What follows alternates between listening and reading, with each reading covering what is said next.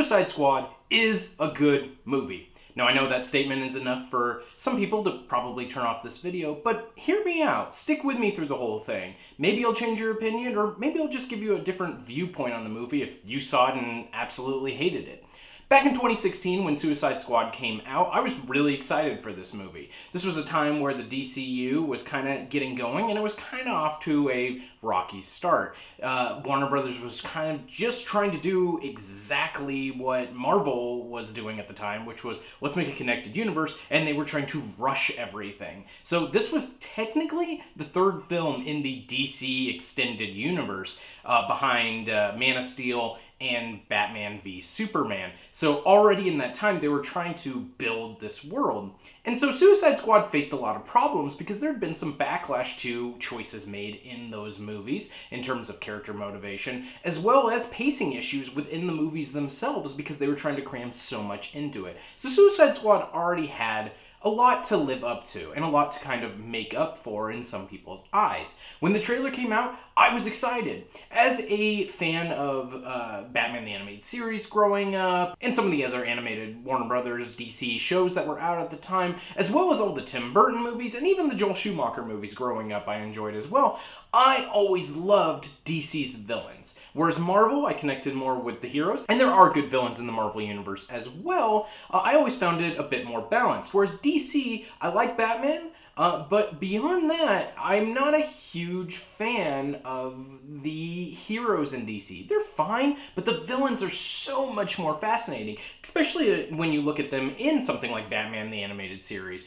where they completely rewrote Mr. Freeze's backstory and made him this really interesting character. Mark Hamill's portrayal of the Joker is probably the best in any media. You know, arguably, some people would disagree, but his portrayal of the Joker is very iconic at the very least. And I am familiar with the comics, so as seeing a Suicide Squad movie coming out, I was pumped for that. They were adding in a lot of characters that fans of the comics will enjoy, as well as fans of other media. I mean, Harley's in it, Harley Quinn, as well as the Joker. And, you know, for the fans of kind of the extended comic universe, you're getting characters like Deadshot and Killer Croc. And that was really, really exciting. When the trailer came out, I was even more excited. Sure, some people pointed out that it seemed like they were trying to go with the Guardians of the Galaxy kind of thing, but to me, that wasn't a bad thing. I like Guardians of the Galaxy, and I like the DC villains. So making a movie that was kind of this group coming together out of the villains and kind of giving it this more light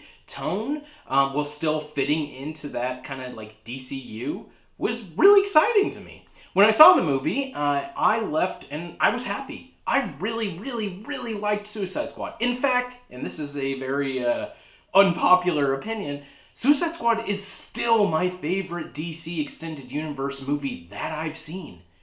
I know that that's hard to believe, and I haven't seen all of them. I didn't see Shazam yet, and I didn't see Aquaman, but of all the ones I've seen, I still like Suicide Squad the best. And I'm not saying the movie doesn't have flaws. In fact, it does. But when I walked out, I had so much fun at the movie, I didn't care. I really, really, really liked what I saw on screen.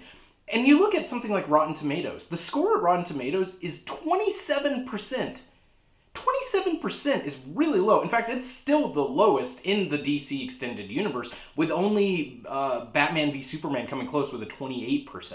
So to say that this movie is the worst in the entire DC Extended Universe is mind-boggling to me. And with Birds of Prey out in theaters, I thought this was a great time to kind of look at Suicide Squad again, because it is kind of a sequel. Birds of Prey is kind of a sequel because we are continuing the story of Harley Quinn from that film into a new movie. I thought, let's revisit Suicide Squad. Is it really as bad as everybody says? Or was my opinion when I first walked out of the theater still correct? Do I really like Suicide Squad? And after watching it on Blu-ray, yeah, I still really like Suicide Squad. I think there is still a lot to this film that people kind of forget about. Now, I'm not going to be looking at the behind-the-scenes stuff. We all know that this movie had a lot of trouble while it was being made, from David Ayer being asked to write the script in 6 weeks, to all the reshoots, to off-screen antics of like Jared Leto trying to be a method actor and stuff, and some things he did. You know, all that stuff aside, let's not look at that because you could pick apart everything in the movie for that. I just want to look at the final product, the movie we got, Suicide Squad,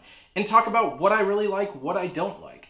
The things that I really, really, really love in this movie. It's still got a lot of style. It uses color incredibly well, whereas the other films in the DCU at the time with the previous two were very muted in their colors. But it was really cool seeing a movie that knew when to kind of mute its colors, but also brought in splashes and pops of color. The way that the Joker and Harley pop on screen, the way that the makeup works, and the way that the neons pop against the kind of like darker backdrop sometimes. Your characters stand out. They each have their own individual look to them. That's an important thing, is a silhouette. Can you pick out a character from a silhouette? And this film does a really good job at that, I think. And on top of that, the cinematography is great. The scope is fantastic. The action works really, really well. It's not super convoluted. A lot of movies at this time were kind of using a lot more, and still do to this day, a lot of shaky cam, and that's kept to a minimum here, at least in my opinion. The film is just great to look at. Overall, the combination of the cinematography with the set design, with the costume design, everything just makes the movie pop. It stands out in the DC Extended Universe because of that. In the DCEU, if you want to shorten it, you know, it stands out amongst all of them because of that.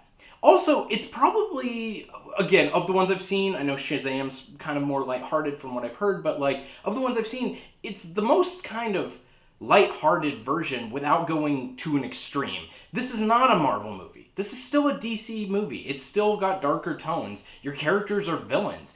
You know, character backstories are pretty dark. There are some moments of humor that just really, really come together really well, especially the banter between these characters. Getting this group of characters that should not get along and getting them to kind of feed off of each other, it works. I think most of the jokes in the movie land. Not everyone, but most of them work really well. In fact, revisiting it, I laughed out loud a couple times, and they were things I had forgotten about. Not to mention, on top of that, a lot of that comes from the dedication of the actors. Everybody is really good in their roles. I don't think there's a weak character in our main group, or a weak performance, I should say. When I saw the movie originally, I thought Will Smith was fine as Deadshot. I was like, cool, it's Deadshot, he's good as Will Smith. Watching it again, he really, really commits to this character. It's a different side of Will Smith we don't always see. And that was really fun. Just the little nuances I didn't notice the first time to make him more of a well-rounded character. Of course, Margot Robbie as Harley Quinn is still really great. A lot of people kind of cited her as the best part of the movie. When we saw the movie the first time, my girlfriend was kind of like, she's a big Harley Quinn fan, and she was like, you know, her performance, kind of whatever. Rewatching again with me the second time, she was like, you know what, I like this more. I like what she did, and I kind of get the tone she's going for. And she enjoyed her performance more the second time. To me, the standout character is Captain Boomerang. I love that character, although he doesn't always have the biggest moments in the movie. Every moment that he has, he makes gold, and I really love that. Killer Croc is great in the movie. The makeup effects, oh my gosh, the makeup effects on him are so good. I mean, it won an Academy Award for makeup effects, and to me, in my opinion, again, well deserved. Everybody is really good in this movie, and especially if you watch the extended cut, which I did. Now, I don't know which version of the film I like more. It kind of just depends on what you want out of the movie.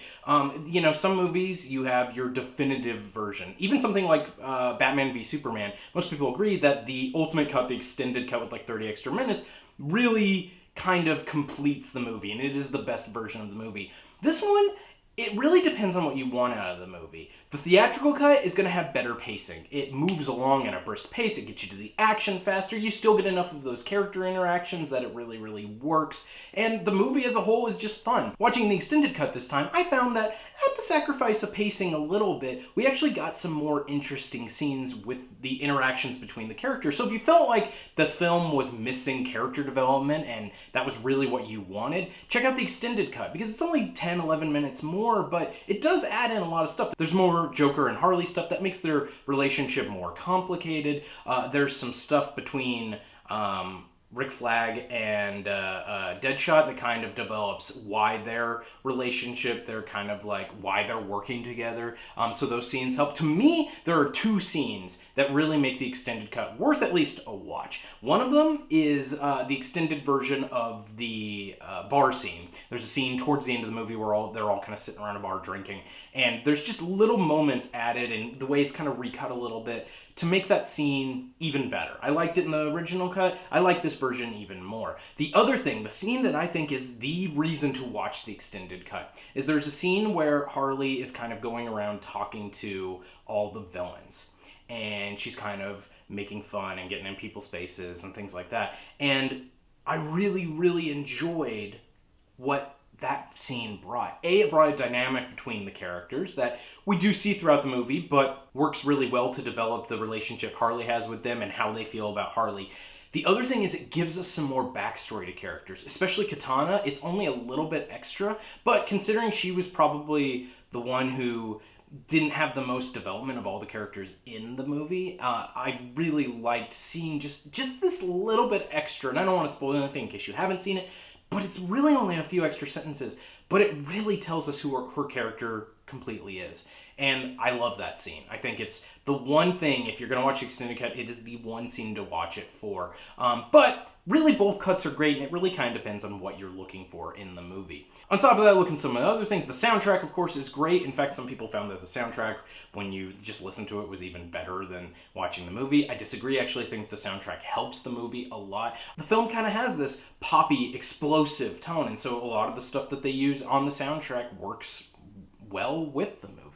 And so I have to applaud it for that. And now there are things in the film that I think are a problem. Again, I don't think Suicide Squad is a flawless movie. I think that it is a good movie. I think it's a fun movie. I think it's an enjoyable film.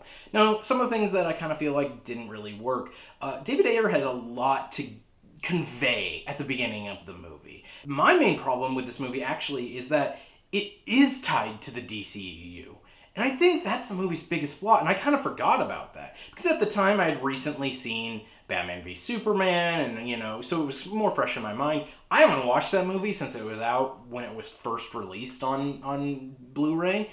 And so, sitting down to watch Suicide Squad, I forgot that there's a big setup in terms of, they're talking about Superman's death and what that means to the world and, why the Suicide Squad needs to be put together. And I actually think that's one of the biggest flaws in this movie now, is that it's tied to that extended universe. It definitely kind of takes a little bit to get going because of that. And if you're not as familiar with, the DC Extended Universe, or if you kind of just forgot, like I did, that was something that happened, it's really hard to put your mind back into that mindset. It just takes a lot to kind of get into that aspect of it. The other thing too is you're introducing a lot of characters, and you're kind of telling the story for the first time to an audience that maybe isn't as familiar with it. So again, people know Joker, people know Harley Quinn, maybe people know Killer Croc, but you're also talking about characters who are lesser known, characters like Katana or Captain Boomerang.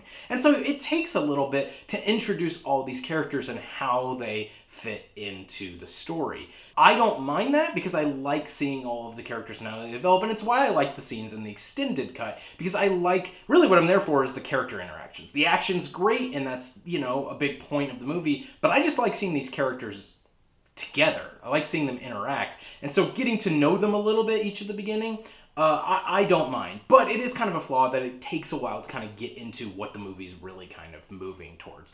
The other major problem I have with this movie is the inclusion of Joker. Now, I'm not saying that's a problem with Jared Leto's performance. In fact, when I saw his performance, I thought it was fine.